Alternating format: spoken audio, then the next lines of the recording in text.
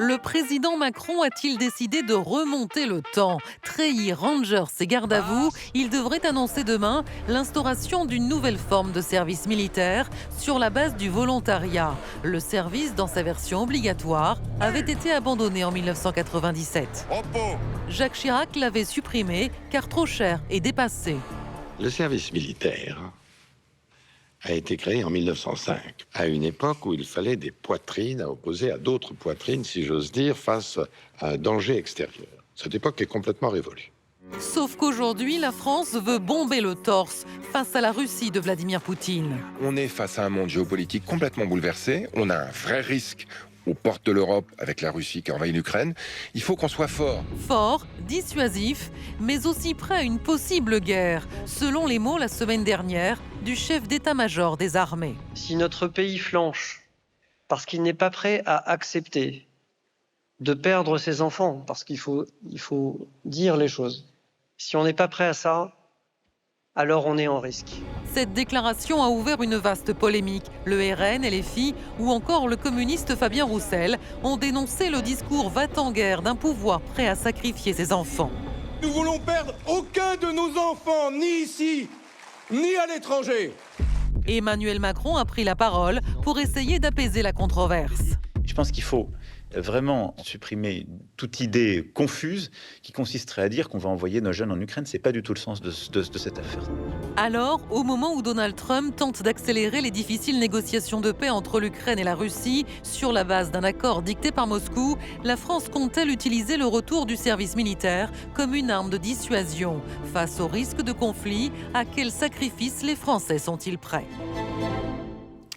Nos trois invités pour ce débat, Nicolas Offenstadt, bonsoir. Vous êtes historien et professeur à l'université Paris 1. Je signale votre dernier essai, Le pays disparu, sur les traces de la RDA. Et à propos du sujet qui nous concerne, le service militaire peut fonctionner selon vous comme une forme de mobilisation patriotique. La question est de savoir quelle serait son utilité à l'heure des armées ultramodernes, alors que le rapport au sacrifice a profondément changé en un siècle, en à peine un siècle. À côté de vous, Général Dominique Trinquant, bonsoir. Ancien chef de la mission militaire française auprès de l'ONU. Votre dernier ouvrage, D'un monde à l'autre. Selon vous, il ne s'agit pas d'appeler au sacrifice, il s'agit d'un engagement, au sens fort du terme. Les Français y sont prêts, selon vous. Ce qu'il faut réveiller désormais, c'est ce que l'on appelle les forces morales.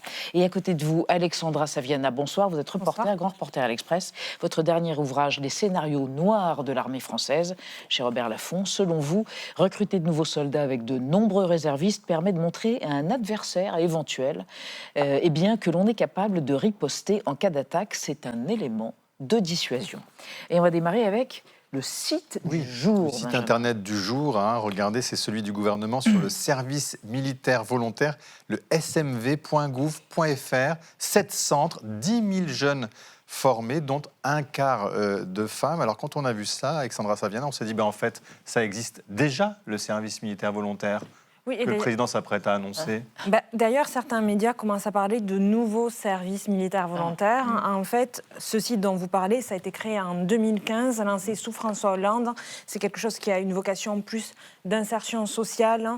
C'est les militaires qui encadrent, qui aident des jeunes à s'insérer et à avoir ensuite une vocation professionnalisante. Et ça existe aussi sous une autre forme depuis 1961, donc bien plus longtemps, en Outre-mer, avec là aussi la vocation sociale et les armées qui accompagnent la jeunesse.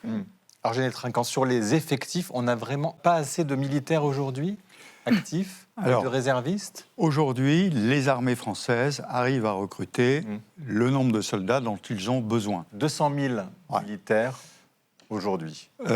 Demain, après-demain, si je prends 2035, la démographie française fait qu'on n'a plus le socle sur lequel recruter. Donc on doit préparer cette baisse des effectifs prévisible pour arriver à avoir un meilleur recrutement beaucoup plus fluide. Le deuxième sujet, bien sûr, c'est qu'on avait un essai qui était le SNU depuis 10 ans à peu près. Service national universel. Un service national universel dont l'objet n'était pas de faire des soldats, mais plus des citoyens, que ça a été donné à cheval entre l'éducation nationale et la défense. L'interministériel, ça ne marche pas. Et donc, quand on ne sait pas comment faire, on le donne à l'armée et ça marche. Et donc, ça va être un projet qui a été travaillé avec les militaires, avec l'état-major des armées, et donc qui va prendre ça en main et faire en sorte que ça fonctionne. Et faire en sorte de compenser cette suppression du service militaire par Jacques Chirac il y a 28 ans, Nicolas Offenstadt. Jacques Chirac pensait que plus jamais de guerre, plus jamais de conflit, c'était la fin de l'histoire. On était dans cette disposition d'esprit. Ça a été une erreur, une énorme bourde, selon vous? Non, parce que, vous savez, l'histoire n'est jamais donnée d'avance. Donc, tous les acteurs politiques agissent et décident en fonction des données du moment. Comment imaginer la configuration qu'on a aujourd'hui il y a 20 ou 30 ans. Donc, il n'y a pas de raison de projeter aujourd'hui sur hier. Vous savez, l'histoire, on le sait toujours, elle n'est jamais donnée d'avance. Il faut toujours voir ce qu'on appelle l'appel des possibles. Ce qui est possible à un moment donné ne sera pas forcément ce qui arrive. Donc, il n'y a pas de raison de juger ça rétrospectivement comme ça. Mais c'est vrai que c'est fascinant comme la conjoncture a changé. Elle avait déjà changé un petit peu avec le retour de la guerre dans l'ex-Yougoslavie. Oui. On avait déjà eu à ce moment-là 90. l'idée de se demander, dans le fond, la guerre était aux portes de l'Europe occidentale. C'était des pays, évidemment, avec lesquels il y avait beaucoup de liens. Donc, cette idée du retour de la guerre, elle n'est pas neuve. Ceci dit, je ferai juste une courte remarque sur cette question, c'est qu'il y a quand même un élément qui a encore plus changé qu'à l'époque de Jacques Chirac, c'est quand même la dimension européenne. Ouais. Donc, il ne faudrait pas faire attention à faire démarrer le débat uniquement dans une arène française, parce que ça n'a pas de sens aujourd'hui de penser uniquement l'armée, la mobilisation en dehors de l'Europe. Oui, sauf que les armées européennes sont nationales et sont extrêmement différentes les unes des autres. Je vous donnerai simplement un exemple. On parle de ce service-là en France. L'Allemagne, elle, n'arrive pas à recruter ses soldats. Et comme elle n'arrive pas à recruter ses soldats, elle voulait mettre en œuvre, le chancelier Merkel voulait mettre en œuvre un service militaire obligatoire. Et la coalition ne l'accepte pas. Et donc, ils sont obligés de recruter très très cher, 2600 € par mois, ici, pour inciter 1000, les gens à rejoindre. Sa coalition politique, celle de Merz n'en veut pas. Oui, bien sûr, non, la coalition politique n'en veut pas. Donc, si vous voulez, chaque pays réagit différemment. Vous avez les pays scandinaves, eux, il y en a qui ont carrément remis le service militaire sur la table.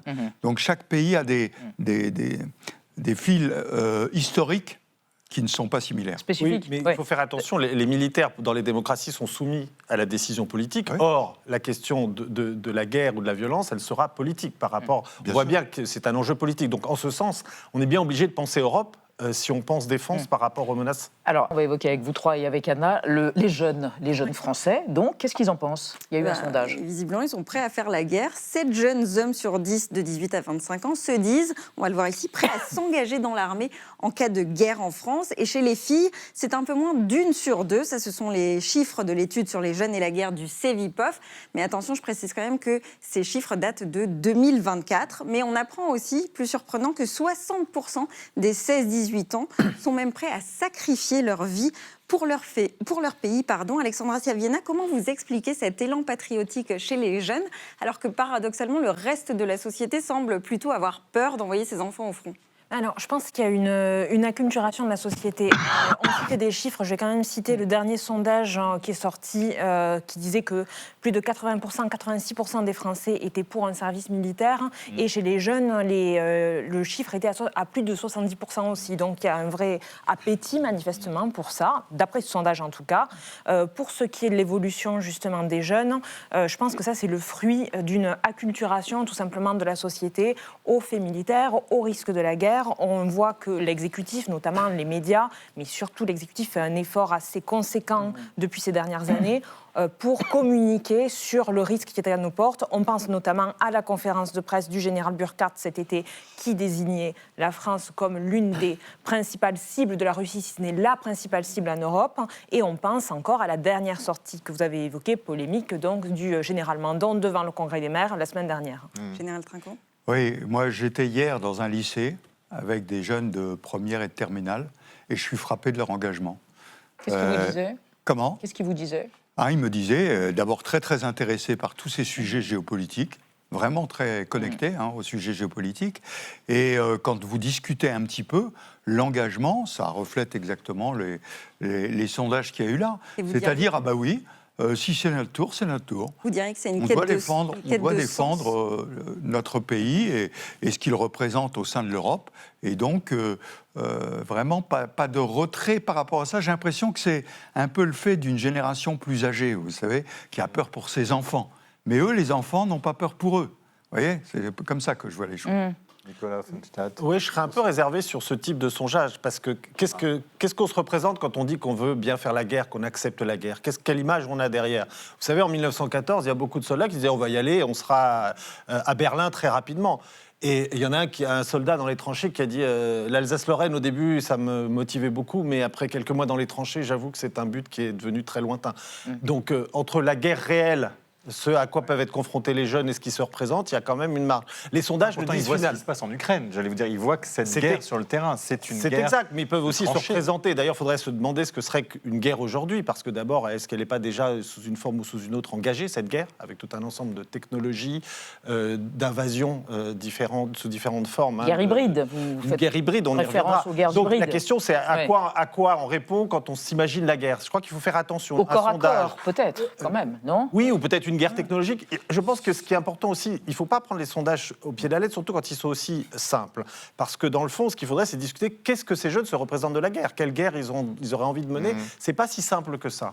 En fait, je pense qu'il y a deux éléments. Il y a le côté, vraiment, les médias ont permis de parler de la guerre, de parler de la menace et ont sensibilisé au même titre que le pouvoir sur le danger qui est proche et qui est tangible. Et il y a aussi la question de l'imaginaire, effectivement. Là où je vous rejoins, c'est que l'armée n'a jamais n'a jamais autant eu la cote, que depuis que la conscription a été supprimée. C'est vrai, je le reconnais. Et on voit effectivement que l'armée a retrouvé de sa superbe depuis la fin de l'antimilitarisme et depuis les désastres de la guerre d'Algérie, notamment, qui avaient vraiment écorné son image. Donc on peut penser aussi que ce retour en grâce du militaire, c'est lié à une amélioration de la communication, de l'image des armées, et des armées qui ont évolué, tout simplement. Eh bien, attendez, avant que vous réagissiez, on va vous soumettre une archive, parce que justement, on est dans les années 70, on est en 77, on est pile dans tous ces moments, peace and love, pacifisme, protestation contre la guerre du Vietnam. L'heure n'était pas du tout à l'engagement militaire, et regardez cet échange sur le plateau d'Apostrophe de Bernard Pivot entre le dessinateur Cabu et l'écrivain Jean Dutour. Mais vous ne croyez pas que les hommes aiment la guerre, non? Les imbéciles aiment la guerre. Non, les hommes, les non. imbéciles, ça veut dire. Écoutez, croyez pas qu'est-ce que c'est la ça guerre? Parce que vous voyez la guerre comme au Technicolor, au cinéma américain, mais la guerre, c'est vraiment la boule, les tripes à l'air et tout ça. On peut pas aimer. On peut pas. Même quand on est Non, punk, non, moi je on vous n'est demande pas. simplement ça. Vous croyez pas que les hommes aiment la guerre? Non. Non, vous ne croyez pas. Non, parce que vous qu'alors pensez pas... qu'ils sont assez bêtes parce qu'ils s'emmerdent dans leur vie quotidienne pour aimer la guerre. Non, La guerre, c'est la fuite des grandes vacances. Mais je ne crois pas. Il y a quelque chose de mieux à faire. Feu Cabu. Général Trinquant, quand vous entendez cela, vous dites voilà, c'est la fin de l'antimilitarisme, de l'idéalisme même, vous diriez? Non, je dis c'est n'importe quoi, pardonnez-moi. J'étais lieutenant à cette époque-là. J'avais des soldats sous mes ordres qui m'écrivent encore aujourd'hui et qui, à l'époque, déjà disaient nous, on est là pour défendre notre pays. Pourquoi je dis c'est n'importe quoi? Est-ce que vous croyez que les militaires aiment la guerre? Mais les militaires sont les premiers à détester la guerre. On sait ce que c'est. On sait, on a vu des soldats blessés à côté de soi, tués devant soi. Mon père a été tué en Algérie, je suis pupille de la nation. Vous croyez que j'aime la guerre? Non, la question n'est pas là. La question est, est-ce qu'on doit s'engager pour défendre son pays? Et moi, quand je vois ces sondages, pardonnez-moi, on peut dire, pas bien, etc., etc. Ben, ils sont là. Et moi, les jeunes que je rencontre, je les sens engagés. Alors 57%, ça ne fait pas 100%, c'est sûr, mais c'est déjà énorme. Énorme. S'engager jusqu'au sacrifice. Le contraire du pacifisme, en somme. Oui, c'est vrai que les choses ont beaucoup évolué. Je pense que vous avez raison de dire que l'image et la fonction de l'armée ont changé. Il y a plusieurs éléments. La fin de la conscription, parce que l'armée, quand il y avait une armée de conscription, c'était aussi des choses qui gênaient le parcours de jeunes hommes. C'était des officiers qu'on jugeait parfois régressifs. Il y avait donc tout un rapport très différent. Donc effectivement, la fin de la conscription, c'est un élément important. Il y a, je crois, un autre élément aussi important, c'est évidemment la lutte contre le terrorisme.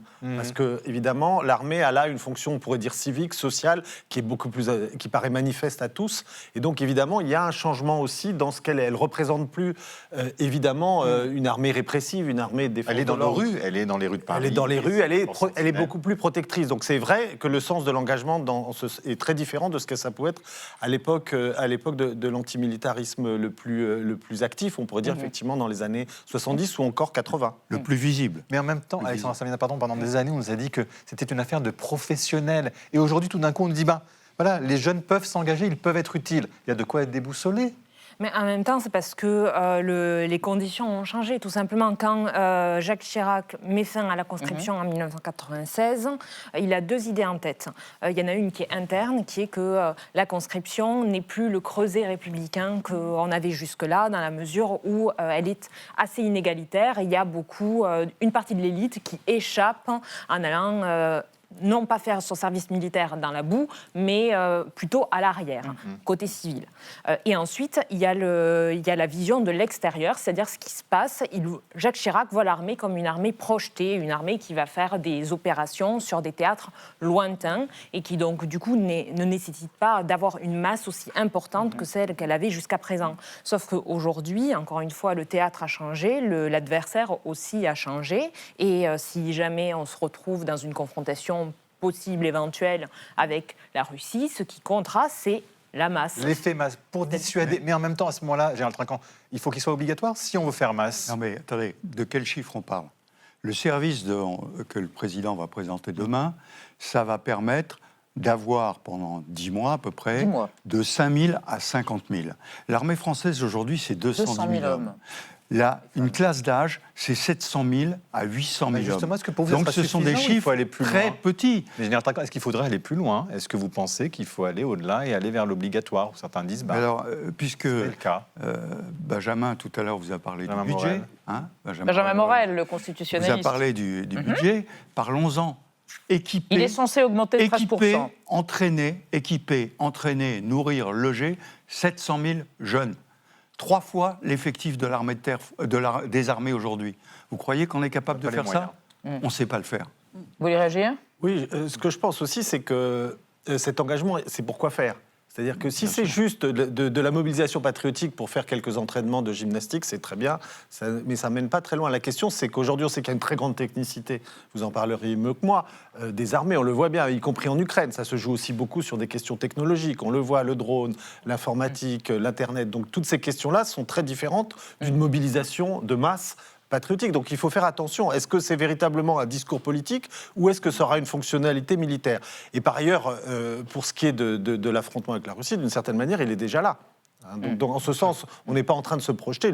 Un collègue historien allemand disait la guerre, on est déjà en guerre avec la Russie.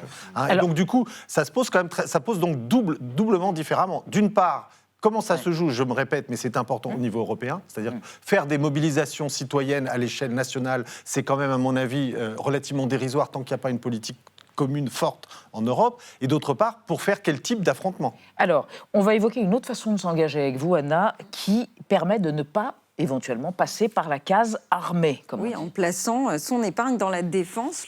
La Banque publique d'investissement BPI France a lancé donc un fonds spécial défense. C'était à la mi-octobre et sa particularité, c'est qu'il est accessible aux particuliers comme vous et moi, sur les modalités maintenant, 500 € d'apport minimum, 500 000 € maximum. Les sommes investies sont obligatoirement bloquées pendant 5 ans et BPI assure un rendement net par an de 5% avant impôt. L'objectif, c'est de récolter au total 450 millions d'euros qui serviront à financer des petites et moyennes entreprises, mais aussi des start-up françaises qui sont spécialisées dans la cybersécurité, l'armement ou l'aérospatiale. Et début novembre, le fonds avait déjà collecté 10 millions. Nicolas Offenstadt, l'investissement dans la défense est une autre forme de patriotisme, peut-être plus rassurante, sans mettre sa vie en danger? Surtout, je dirais, elle est très classique historiquement, puisque dans tous les grands affrontements, évidemment, l'appel à l'épargne des citoyens était très important.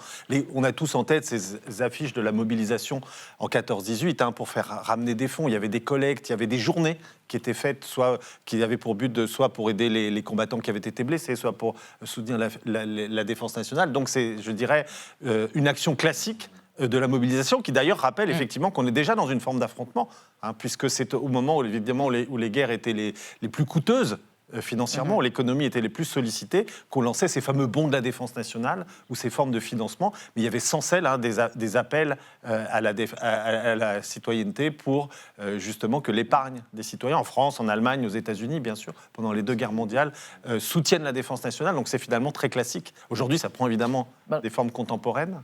Alexandre Savinel, notre raconte disait qu'il n'y a pas assez d'argent. Enfin, quand même 57 milliards d'euros pour 2026. Donc on met les moyens tout de même, ou pas suffisamment, par rapport à nos voisins, par exemple, européens? Mais, par exemple, pour vous parler du service militaire obligatoire, il y avait eu une note en mars du Haut Commissariat au Plan qui essayait un peu de chiffrer justement cette demande. Pour un service militaire obligatoire, on serait sur 15 milliards. 15 milliards. Donc l'investissement paraît assez conséquent. On comprend pourquoi l'exécutif veut démarrer petit avec le service militaire volontaire. Et alors, on est dans une trajectoire où effectivement le budget des armées est en hausse. Elle l'est depuis 2017. On commence peu à peu à rattraper un retard qu'on a atteint depuis 1990 et les dividendes de la paix.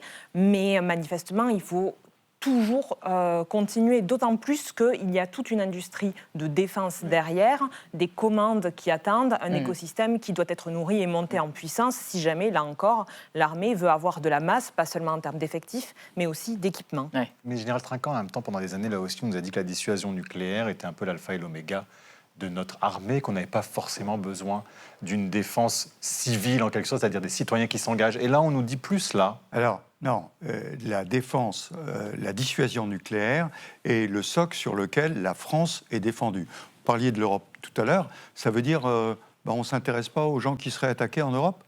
Non, l'armée française, elle est présente en Roumanie, elle est présente en Estonie.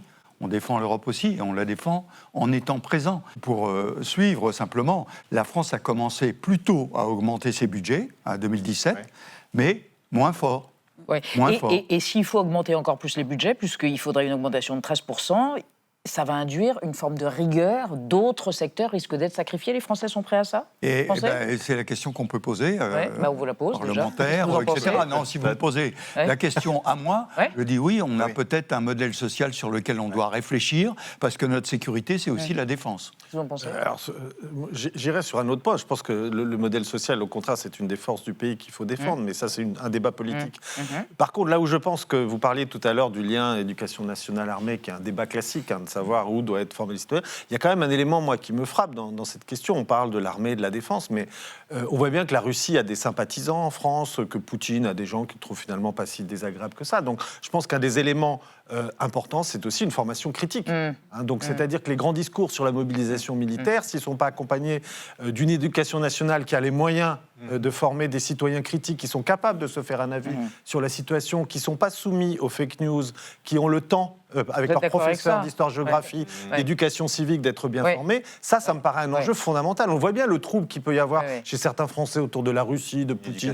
Vous souscrivez à ça, Alexandra Saviana? C'est toute la question autour de la bataille contre la désinformation, des fake news, vous l'avez dit. C'est pour ça qu'on a aujourd'hui des organismes comme Viginum, encore une fois. J'en parle souvent quand on évoque ces sujets-là, parce que je trouve que c'est quand même une agence assez remarquable qui, justement, de l'État, qui cible toutes les campagnes de désinformation étrangères, qui essaie de comprendre d'où ça vient. Et le but, c'est un peu sur le modèle finlandais, parce que nos voisins finlandais sont très avancés là-dessus, fournir l'antidote à la désinformation. Donc, non pas dire la vérité aux Français, mais lutter contre la guerre désinformationnelle. Mais voilà.